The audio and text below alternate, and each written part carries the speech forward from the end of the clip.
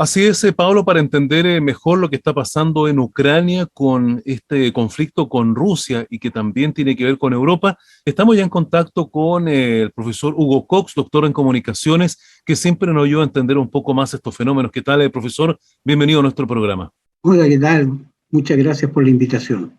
Bueno, Espero que que lo que conversemos que lo que resulte. conversemos le resulte útil a todos. Así es. Bueno, en concreto, ¿qué está pasando entre Ucrania y Rusia, profesor Cox? Harto compleja una pregunta grande y compleja, Ujú. pero tratemos de responderla, ¿no es cierto?, en breve. Yo creo que primero hay que hacerse 5 preguntas para poder entender el fenómeno. La primera pregunta es: ¿cuál es el origen de la crisis? Y esta crisis tiene 2 componentes. No nos olvidemos que Rusia, los rusos, nacen en el URSS de Kiev, o sea, en territorio ucraniano, o sea, en lo que era en el siglo VI Kiev. Ahí nace el pueblo ruso, ahí parte el pueblo ruso. Ese es un dato. Segundo dato es que Ucrania siempre ha representado una parte importante tanto del Imperio Zar como de la Unión Soviética. Y para los rusos hay lazos sociales y lazos culturales con Rusia. El idioma dominante en el 95% de la población, o a lo mejor más, habla ruso. Entonces, hay una rusificación del área, queramos o no queramos. Es así. Por lo tanto, Putin lo ha dicho en reiteradas oportunidades, lo dijo la Unión Soviética, que Ucrania es parte de, fue parte del Imperio de los Zares, fue parte, ¿no es cierto?, de la Unión Soviética, y lo considera como la gran patria soviética, la gran patria rusa. Ese es un dato. Una segunda pregunta que, que hay que hacerse es el ingreso a la OTAN. ¿Qué significa esto? Rusia no va a permitir nunca que la OTAN esté en su frontera, salvo Polonia, que está ahí, pero el resto no. Por lo tanto, ¿no es cierto?, hay un componente que es súper complejo. Acuérdate que Víctor Yanukovych, que fue el antiguo presidente, el presidente anterior al actual, quería Ucrania firmar un pacto de ingreso a la Unión Europea. Y Putin presionó y ese pacto no se firmó. Y significó la caída de Yanukovych. Y ahí surge, ¿no es cierto?, una república ucraniana más mirando siempre hacia Occidente. Pero por ningún motivo Rusia iba a aguantar que en las puertas de ellos, en una zona que ellos consideran de ellos, estuviera, ¿no es cierto?, Occidente. Ahora, esto se agrava con la petición de ingreso que hace el actual presidente a la OTAN. Ahí ya Rusia dijo: hasta aquí no va a llegar. Y esto es una operación que se viene preparando por años, y lo de Crimea fue un ensayo para ver cómo estaba la cosa, hasta que finalmente hoy día, según escuchaba recién, ya las tropas rusas están en Kiev. Entonces, el segundo paso es que el presidente se va y empieza una negociación distinta. ¿Qué quiere Rusia? Veamos ahora qué es lo que quiere Rusia. Rusia, es como te lo decía, no quiere que la OTAN esté al lado. La OTAN lejos de las fronteras, y hay una declaración que es re interesante, que firman China y Rusia, Xi Jinping y Putin, Sí. en que plantean, ¿no es cierto?, que la seguridad de Occidente no puede ser a costa del territorio de Rusia, o sea, no dicen de Rusia, no, de ningún país.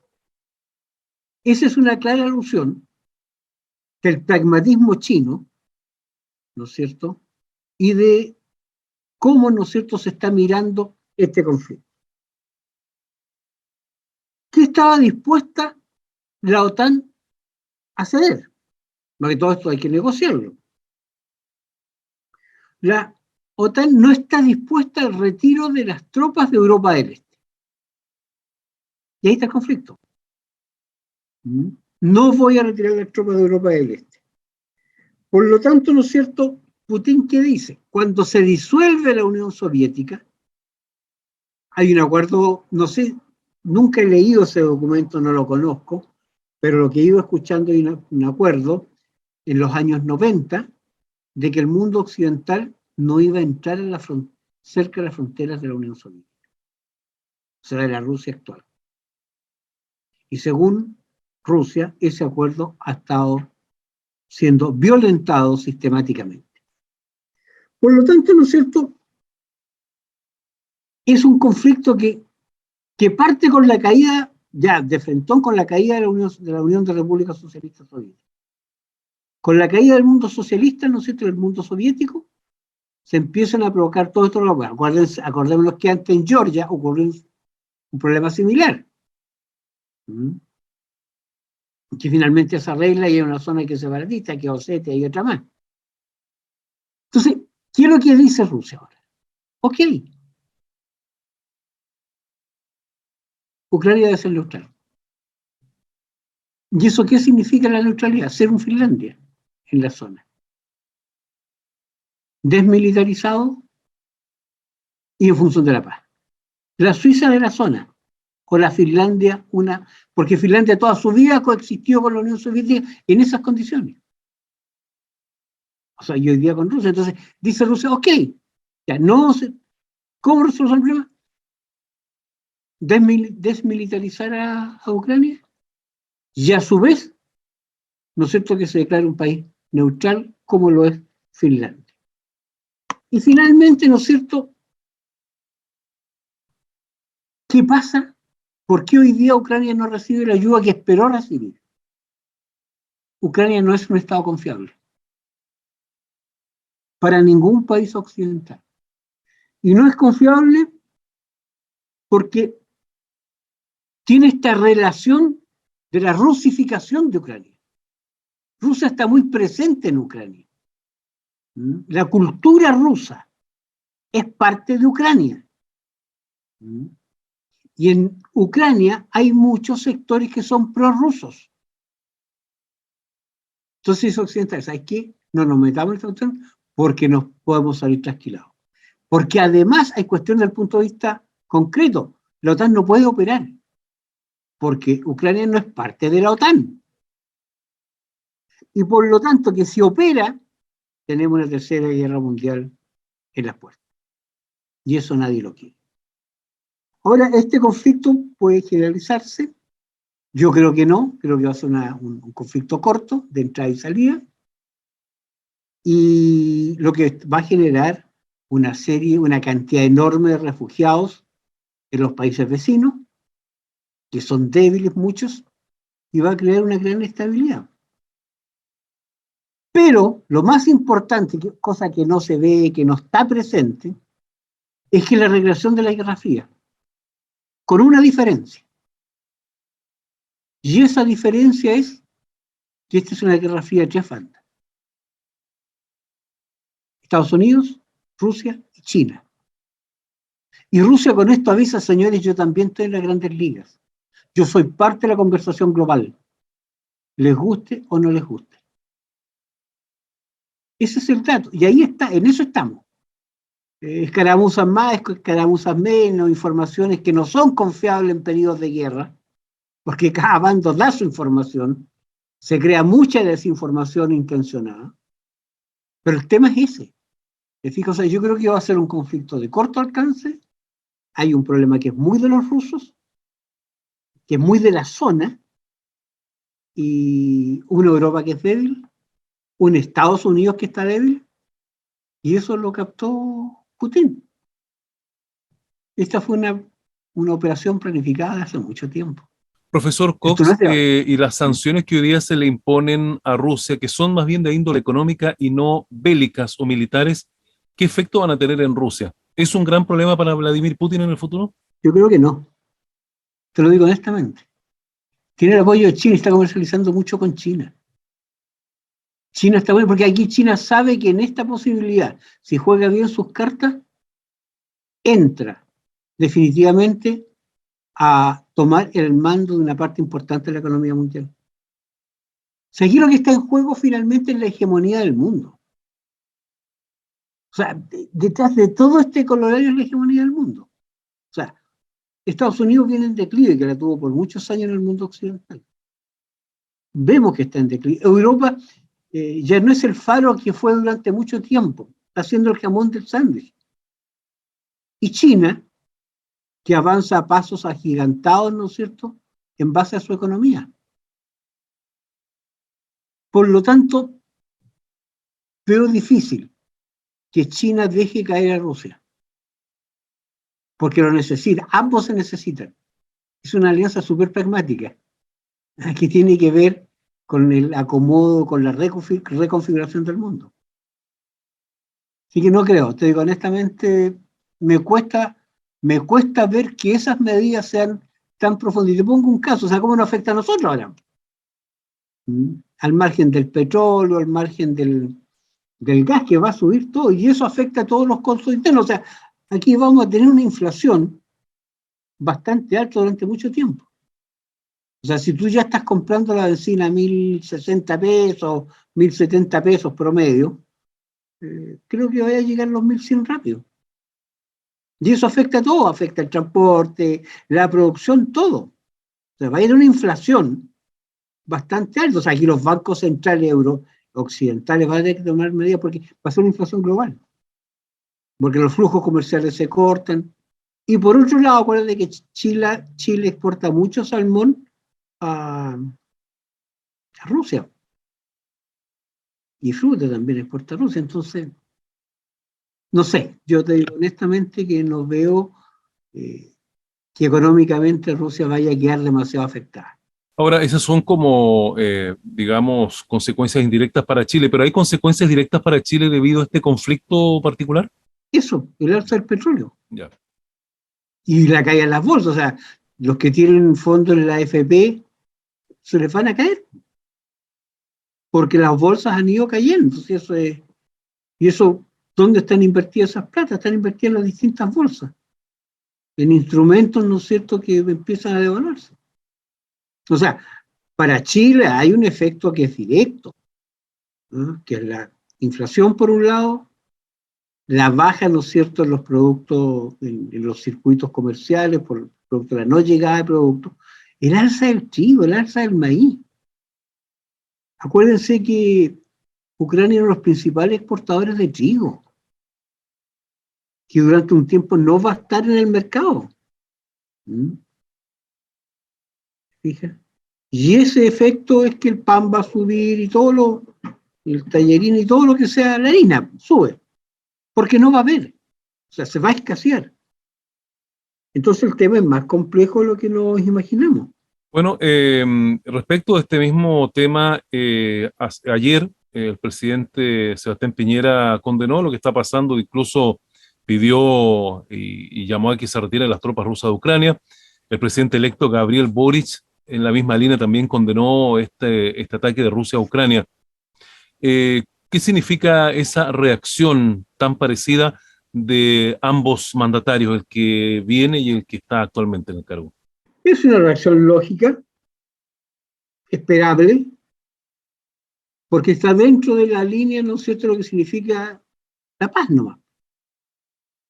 Pero más allá de la condena, que debe ser enérgica en algún minuto determinado, no veo más. O sea, Chile no tiene ninguna capacidad de acción en esto, fuera de condenar. Ninguna. Porque no tiene ningún peso. ¿No? Si hubiera estado en el comité, en el,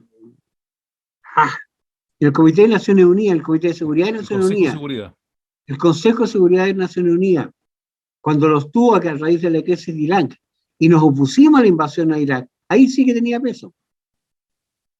Acuérdense que Lago en ese instante lo planteó derechamente. No a esa invasión. Ahí sí teníamos lo que éramos parte del Consejo de Seguridad. Pero hoy día no. Hoy día somos miembros de Naciones Unidas pero somos miembros de número. Finalmente, profesor Cox, ¿Europa va a seguir siendo la misma después de que ya lleguemos al final de esta crisis? Lo veo difícil. Y lo veo bien difícil porque Europa tiene un problema muy complejo que no logra solucionar, que es su debilidad en estos instantes desde el punto de vista económico. Europa está muy complicada. Yo te digo, Alemania, si dejémonos de tontería, Alemania necesita del petróleo y del gas ruso. Por algo está el gasoducto directo. Y además, ¿cómo está comercializado eso? Se paga en la moneda, no se paga en dólares. Por lo tanto, Estados Unidos deja de participar del negocio. Porque Estados Unidos, ¿no es cierto?, con el dólar participaba porque podía colocar su deuda externa afuera. Si a Estados Unidos le financian su deuda con la venta de bonos y el dólar que se ven en todos lados, con la moneda extranjera. Si la deuda norteamericana es demasiado alta, está financiada de esas características. Entonces, al no participar de un negocio importante, le iba dando independencia a Europa. O sea, tampoco seamos ingenuos, o sea, aquí también hay otras miradas. Y Rusia eso lo sabe. Rusia se corta esa llave y Europa pasa a tener frío. Hoy día el petróleo y el gas ha subido una enormidad porque tienen que traerlo desde otro frente que les es mucho más caro. Entonces el conflicto es serio, o sea, las repercusiones para Europa de este conflicto son serias. Y por lo tanto Europa va a tener que reconfigurarse. Y eso ya viene ese proceso, la Unión Europea va a tener que ser mucho más dinámica. O sea, yo creo que aquí el mundo cambia. Lentamente, no nos vamos a dar cuenta. Pero los enclaves de poder van a empezar a ser distintos. Nunca nos olvidemos que el comercio entre China, Rusia y la India, ¿cuántos millones de habitantes son?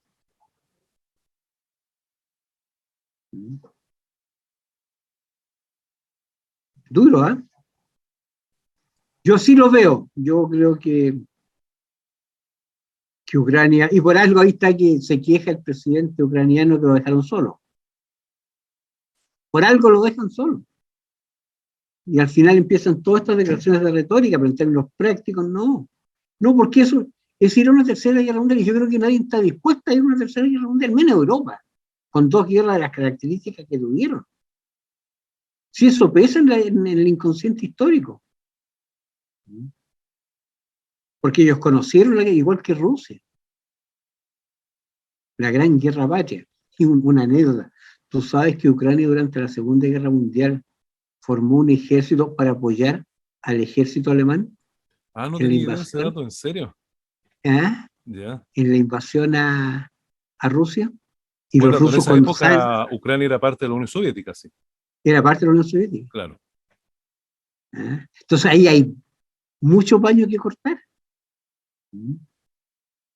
Y Putin está haciendo algo que es brutal. Está recuperando el sitio de la ex Unión Soviética que tuvo en el mundo. Y eso te devuelve una identidad a un pueblo. Ojo, los rusos no conocen las democracias que nosotros suponemos que conocen. Los rusos vienen de los zares, el jefe. La Unión Soviética, distintos zares dependiendo del secretario general del partido. Hay un periodo con Yeltsin y compañía que es muy corto, que se trata de armar al chino, pero nuevamente Putin recupera, ¿no es cierto?, ese sentido del jefe.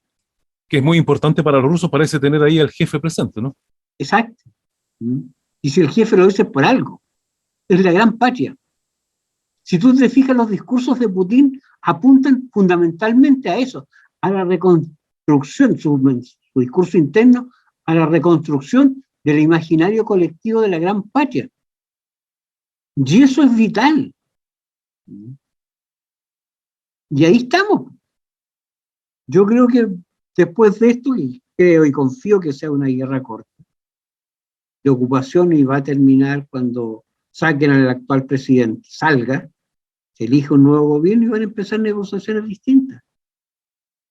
La diplomacia sigue actuando. Ahora es la diplomacia secreta. Ahora, no nos olvidemos que esta política no es la política es la política del enfrentamiento, es la política real, de los halcones. Es la política dura. Aquí no hay, que tú violaste un tratado, no, viejo, que es el poder. Es la conformación geopolítica de la zona, de los territorios. Aquí no hay buenas personas. Aquí no es yo te quiero si te entiendo. Aquí es el poder duro. Estados Unidos actúa igual, con la pistola encima de la mesa. ¿Ah? Entra, sale y coloca presidente. Veamos República Dominicana y cuántos países en América Latina. O lo que hizo en Irak, lo que ha hecho en miles de partes. Si eso es parte de lo que es la política exterior, que es la realpolitik, que es la política del poder. Lo demás, viejo, pucha, que violaste el artículo tanto, les da lo mismo. A todos. No es un problema de Rusia, es un problema de todos los que tienen la fuerza. Bien, muchas gracias, profesor Cox. Ahí teníamos al doctor en comunicaciones y profesor de historia, Hugo Cox, que nos presentaba así un análisis muy completo de la crisis entre Rusia y Ucrania. Volvemos nuevamente contigo, Pablo, en este resumen de Cable Noticias.